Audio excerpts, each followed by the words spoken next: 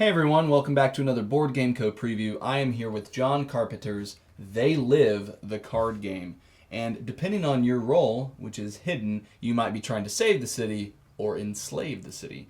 This is published by Iconic Studios, and I am going to give you a little bit of a breakdown as to how to play this unique game. I have not watched They Live. I believe it is a 1988 film from John Carpenter, who you might be familiar with The Thing. And as you can see from the table in front of you, I've got it set up for a 3-player game. I've got Billy, Nada, and Jack. So these 3 characters are going to be either a human or an invader. In a 3-player setup, you're going to have 2 humans and 1 invader. So one of them is not what they seem, not who they claim to be. And that is part of the puzzle that you're trying to unravel in this game. So you've got your cards, which denote what player you are. You've got areas for weapons that you might be equipping. You've got areas for allies that you might have gained through the control of different city sections. You have whatever your hidden identity or hidden role is, and then you have your hand of cards. You've also got this kick-ass dice that's there, which sometimes says chew bubblegum, but if you get a good roll, says kick-ass. And then over here we've got our play area with our deck and our ally deck there. And then I've got a pool of not all of, the box has some left over in it, but I've got some of the damage, which can be these very subliminal messages, or it can just be a regular damage token. Thematically, whenever you are assigning damage to a character, you'll put the subliminal messaging as their damage tokens. And if you're damaging a melee weapon or an enemy, you'll just go ahead and you will place it on the kind of shattered side there. The way that this game functions is in a wave-based gameplay. You will have the number of players times 2 in terms of the cards that you'll lay out. So with 3 players, we'll have 6 cards. And on each player's turn, they're going to go through a certain order. They're going to gain resources, which means they're going to take 2 cards from here. You could take ammo, you could take weapons, you could take items that you can equip or use that give benefits. You can take particular city parts, which whenever you have at least 2 of a kind, you can place them out and denote that you have control of that part of the city, which I'll explain in a moment. It's relevant to the invaders. And then you also will have enemies that will pop up. Now, in the first 3 rounds of the game, you'll go through this cycle where players are going to grab 2 cards from the center, and you're going to play them, and you're not going to have any guards appear. In the first 3 rounds, if any enemies come out, they will actually be shuffled back into the deck. The first 3 rounds are to prepare or to get you used to the state of the game and to get you ready to encounter bad guys and to give you a little bit of a running start, so to speak, to where you're not halted by a bunch of enemies at the beginning. The way that this game functions is that you're going to get hurt quite quickly. You are not supposed to shy away from damage. It is something that will happen, and it is part of the way that you gear up towards endgame. You have players, and they will have a maximum health, which is going to be marked by the highest number of green squares that they have. And then they're also going to have red health. Now, red health does not mean they're dead. Red health means that they go into a critical state. That is relevant because when you're in a critical state, allies that you have will actually become stronger. And then also, if anybody has a Hoffman Lenses card, which is an ability that you can use to check their identity, whether they are good or whether they are bad. You can only effectively play a Hoffman lens on a character that is in their critical health. So once this goes all the way and covers up 8, Nada would be in critical health from 7 all the way to 1. That is only 1/2 of what you need to consider when you're thinking about the health of the players around you, because turn order is determined by who has the lowest health. So on your turn, you'll go through these particular steps. You will gain your resources, which is you take 2 cards from the middle of the table. You'll merge city parts. If you have a pair of cards in your hand that make a match, you can play them and get them out from your hand and reveal that you have control of a certain part of the city. You can also manage your inventory. Maybe I have this damaged pickaxe and I want to get a weapon that is a ranged weapon, not a melee weapon. I can slot that out. Now, if you ever get rid of a melee weapon that has damage on it, you cannot swap it out. You have to discard it if you are going to get rid of it. And then after you manage your inventory where you're equipping items and ammo and weapons, then you can also attack enemies or other players. So if you are trying to make sure that someone else who goes after you does not take this guard and therefore take 3 damage if the guard is uninjured by the time that they have to be taken, because you have to take cards from the middle, then you can attack that guard. And conceivably, maybe Nada here wants to do a critical strike, which if you can zoom in on here, it shows that it will do 2 damage, or 2 kind of like durability of the weapon is what that signifies. So you will damage the weapon by 2 to damage an enemy by 3. So that will completely render this weapon useless, and I will discard it, but it will do 3 damage to this guard, which means they will go ahead and not actually be in play, and they can be taken out of play. There is also a strike back. Every single enemy, when they're attacked, will do damage back. That's the value up there that they'll do. So they would actually, in that same scenario, at least hit Nada back for 1 point of damage. Subsequently, if no one attacked this enemy and they were left and someone had to take that card, they would take 3 damage because it was uninjured at the time of being taken.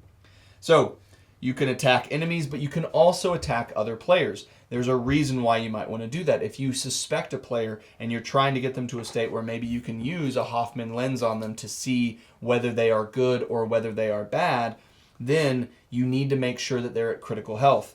No one is currently at critical health. So maybe Nada suspects Billy and wants to get Billy down to a critical health value to where they can assess whether Billy is good or bad, at which case they could attack Billy and do 3 points of damage. And if they do that, then Billy would actually have lost all of their regular health and be at a critical state, to where if Nada had on that turn also picked up the Hoffman lens, they could check if Billy was a human or not. And Billy, based off of this card here, is a human. They are not an invader. They do not show the invader iconography on that. Now that might be Nada's justification for attacking Billy, saying, I need to make sure that you're human. I need to make sure that we're on the same side. But the invader actually also wants to achieve either a number of city pairs that match the player count, which is 3, or the invader might also want to kill the other enemies. So in this particular instance, Nada is actually the invader. If you can see the kind of like alien imagery there that replaces the regular face of Nada's silhouette, then you can actually see that Nada is the invader in this scenario. So killing Billy, or getting Billy very close to death, actually does quite a few things, because the invader has 2 different victory conditions. Getting the amount of city combinations equal to players, which is 3, or killing the other humans. So as soon as Nada is able to kill off Billy, say they did 2 more damage on another turn, and Billy had not been able to heal, that would kill Billy, which means Billy dies, 50% of Nada's win condition has been met, and then also they would be able to take the cards of the player that died, which means Nada has effectively neutralized one of the humans and gotten even closer to the combinations of city cards that they have. At the end of your turn, after you've inspected any people with Hoffman lenses, if you're able to, if they're at that critical state, the last thing you can do is you can discard your cards. So if you have over the amount, your limit is up there at the top right of your player board, so Nada can hold 5. I'm not over the maximum, so I don't have to discard any cards if I don't want to.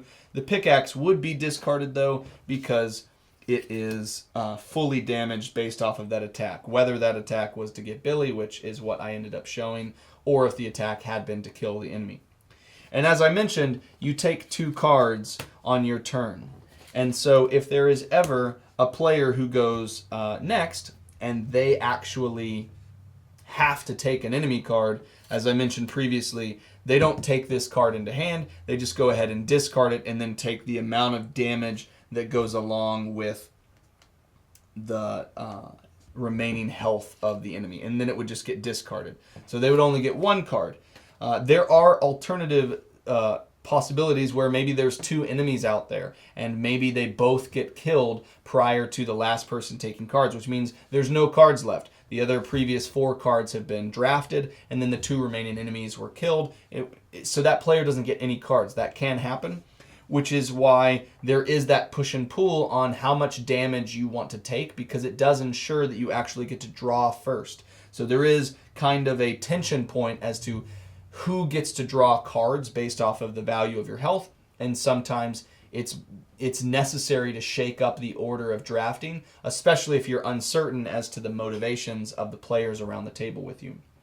It's a hidden role game. There's quite a few things that you want to keep in mind. Is the balance of enemies that are here in the open draw area and how you want to handle them, whether you just want to take them into hand, so to speak, discarding them and then losing health based off of whatever their remaining value is, whether you want to take damage yourself so that you could start to draw early later on, and also the concern, the worry about whether you should be taking too much damage and you're putting yourself in a jeopardized position to which, if you are a human, an invader could take advantage of that. And there's an interesting decision space there as to how you want to go about it. So you can attack other players because you don't trust them. You can attack other players because you want to inspect them, or maybe you want to help them so that they can draft in a different order. Or maybe you want to just leave the worst cards for other players and see how they react. But you also want to make sure that not one person is doing everything, because if they have too many of the city cards, that makes them a ripe target for the invader. It's a very interesting setup. There is also one other thing I didn't mention, which within a lot of hidden trader or hidden role cards, there's typically an option for either a forced reveal or a voluntary reveal. And there is the same one in this game. You have a forced reveal and you have a self reveal.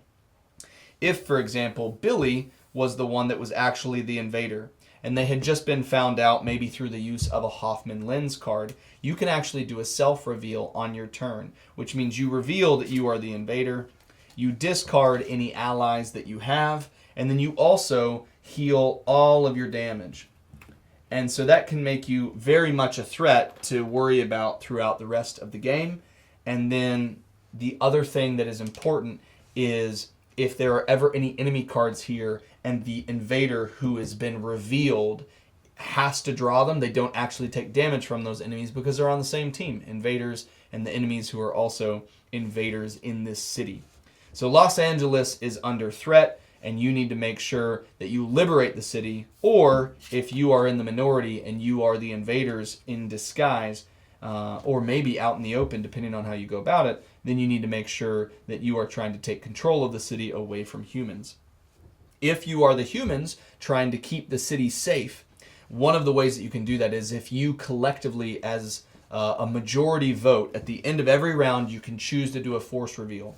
If you think that someone is a hidden traitor, then you can collectively vote, and if you get a majority, then that person has to reveal. If they are a traitor and you're correct, they don't get to heal any damage, and so Billy would be at a critical state. And then also, then you know what's up. You know that you've correctly identified a invader. The flip side of that is that if you are wrong, if you choose someone incorrectly, then you're punished for it, and you take at minimum 3 damage. At maximum, you go all the way down to wherever critical is. So if Nada had not taken any damage up to this point, then they would take all the way until they reach a critical level.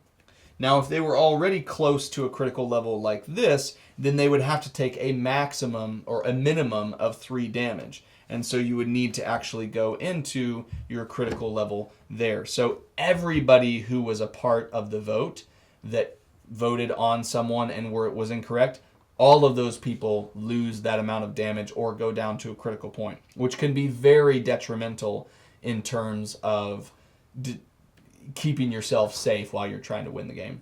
That's how this game plays. This is John Carpenter's They Live. This is, thematically immersed in the world of that movie that came out in the 80s. And if you are interested in it, we have links below and you can go ahead and check it out. This is from Iconic Studios, and I hope you guys have a good one. See you next time for the next preview. Bye.